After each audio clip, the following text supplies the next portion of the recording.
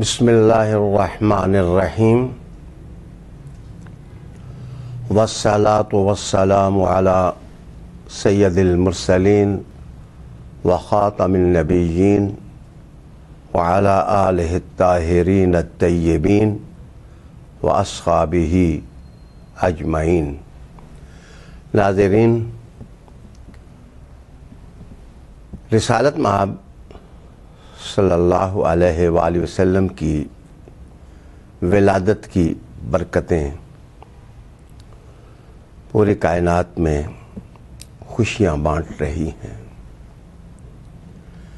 ان ہمایون گھڑیوں میں جو بہجت اور سرور انسان دل میں محسوس کرتا ہے، یہ صاحب دل انسان ہی محسوس کر سکتا ہے۔ حضور نبی کریم صلی اللہ علیہ وآلہ وسلم کے شمائل ہمارا عنوان ہے۔ ہم سمجھنے کی کوشش کر رہے تھے کہ شمائل کا مفہوم کیا ہوتا ہے اور مطلب کیا ہوتا ہے۔ اب تک ہم نے دو معانی شمائل کے جانے تھے، لسان العرب اور التحقیق اور قاموس۔ یہ حوالہ بن کر میرے سامنے ہیں۔ ہم تحقیق کرتے ہیں کہ شملہ کا معنی کیا ہو سکتا ہے۔ میری اپنی بھی دلچسپی کی انتہا اور حیرت کی انتہا جس وقت میں نے شملہ کا یہ معنی ائمہ لغت کے ہاں محسوس کیا۔ وہ کہتے ہیں کہ پھولوں کا رس جس وقت جمع کیا جائے تو ہر پھول اپنی لطافت اور اپنا ہی ذائقہ خوشبو میں رکھتا ہے۔ جس وقت ان تمام اثیرات کو جمع کیا جائے تو جس پھول کی خوشبو تمام خوشبوؤں پر غالب آ جائے، وہ غالب آ جانے والی جو خوشبو ہوتی ہے اس کو شملہ سے تعبیر کیا جاتا ہے۔ معنی پھولوں کا ایسا رس جو اپنے ذائقے میں اور اپنے محسوسات میں سب خوشبوؤں پر غالب آ جائے۔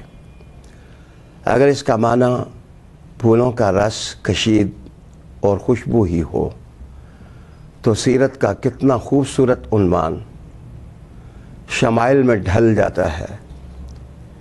رحمت اللہ عالمین آقا صلی اللہ علیہ وآلہ وسلم سے پہلے بھی جو نبوت کی رہنمائی تھی، رہبری تھی، وہ خوشبو رکھتی تھی۔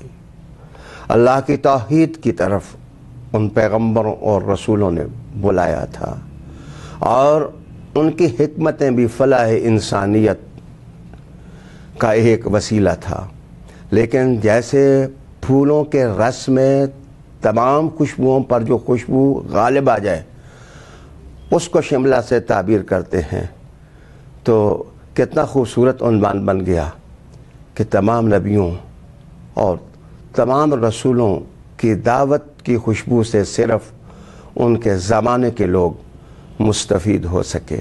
لیکن ان خوشبوؤں پر جو خوشبو غالب آ گئی اور محیط ہو گئی اور چھا گئی، وہ خوشبو رحمت للعالمین آقا صلی اللہ علیہ وآلہ وسلم کے وجود اطہر کی خوشبو تھی، آپ کی دعوت کی خوشبو تھی، آپ کی سیرت کی خوشبو تھی، آپ کی صورت کی خوشبو تھی، آپ کی لطافت لسانی کی خوشبو تھی، وحی الہیہ کی خوشبو تھی، حکمت اور علم کی خوشبو تھی، اعمال کی دعوت کی خوشبو تھی، جو کہ شمائل کا رنگ بن کر علماء اور جاننے والوں کے سامنے آئی۔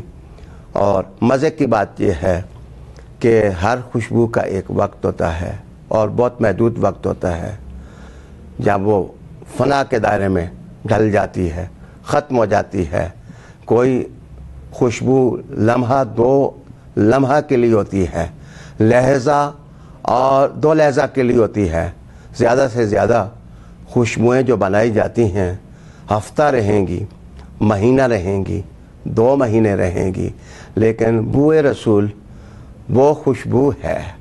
یہ سیرت کا وہ تر اور مہکتا گلاب ہے جس کی خوشبو کا تعلق کسی ایک زمانے سے نہیں، کسی ایک سال سے نہیں، کسی ایک صدی سے نہیں۔ سچ تو یہ ہے کہ زمانہ کروٹ پر کروٹ بدلتے ہوئے آگے بڑھ رہا ہے، اور جتنا وہ آگے تیزی سے بڑھ رہا ہے، میرے مصطفیٰ کی خوشبوئیں بھی اسی تیزی سے آگے بڑھ رہی ہیں۔ اور حضور صلی اللہ علیہ وآلہ وسلم کی ذات سے مستفید ہونے والے جو عقل مند ہیں وہ دیوانگی کی صورت میں آگے بڑھ رہے ہیں، اور جو دیوانے ہیں ان کو اللہ حضور کی سیرت کی وجہ سے خوشبو عطا کر رہا ہے۔ آقا صلی اللہ علیہ وآلہ وسلم جس وقت خوشبو بن کر کے گھروں میں داخل ہوتے ہیں تو گھریلو زندگی رنگ ڈھنگ اور ڈھب طریقہ بن جاتی ہے۔ حضور کی سیرت کی خوشبو اور شمائل کی خوشبو جس وقت ثقافت میں داخل ہوتی ہے تو ثقافت کو سلیقہ آ جاتا ہے۔ جس وقت یہ علم کے زاویوں میں داخل ہوتی ہے تو علماء کو نئے زاویے ملتے ہیں، جہتیں ملتی ہیں، ڈائریکشنز ملتی ہیں، تاکہ وہ فلاح انسانیت کے لیے مزید کام کر سکیں۔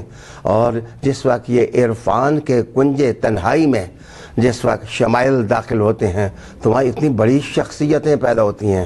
سچی بات یہ ہے کہ دنیا میں کوئی خوشبو کردار کے حسین پیکر تراش نہیں سکی ہے، لیکن رحمت عالم صلی اللہ علیہ وسلم کی خوشبو سیرت جس گلی میں گئی ہے، جس کوچے میں گئی ہے، جس قوم کے ہاں گئی ہے، جس وطن کو نوازا ہے، جس پیٹھ کو نوازا ہے، جس تاریخ کو رحمت للعالمین آقا صلی اللہ علیہ وسلم نے نوازا ہے، اتنے بڑے لوگ پیدا ہوئے ہیں، اتنے بڑے لوگ پیدا ہوئے ہیں کہ آج فضیلتوں کی تاریخ جس وقت دیکھی جاتی ہے تو کیا تاریخ کے لیے یہ شہامت والا عنوان نہیں ہے کہ ابو بکر صدیق، حضرت عمر فاروق رضی اللہ تعالیٰ عنہ، حضرت عثمان رضی اللہ تعالیٰ عنہ، حضرت علی، ایسی ہستیاں جو پیدا ہوئی ہیں۔ عرب کے بدوؤں کے اندر سے اس قسم کے کردار کے نگینے تراش کر کے حضور نے لوگوں کے سامنے رکھ دیے۔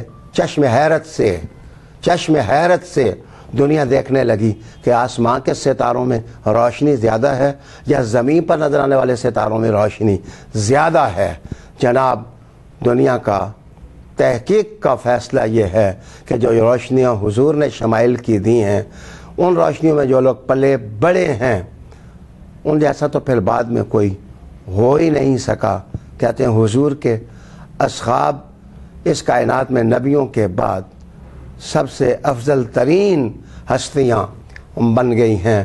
تو جناب، اصل میں یہ وہ لوگ تھے کہ مخلوق جو دوسری ہوتی ہے وہ ماؤں کا دودھ پی کر کے وہ بنتی ہے، پلتی ہے، بڑھتی ہے، لیکن حضور کے صحابہ اور آل پاک یہ حضور کی خوشبو سونگھ کر کے پلے ہیں، بڑے ہیں۔ یہ دیکھو کتنے حسین نظر آتے ہیں کہ محمد سے وفا تو نے تو ہم تیرے ہیں، یہ جہاں چیز ہے کیا لوح و قلم تیرے۔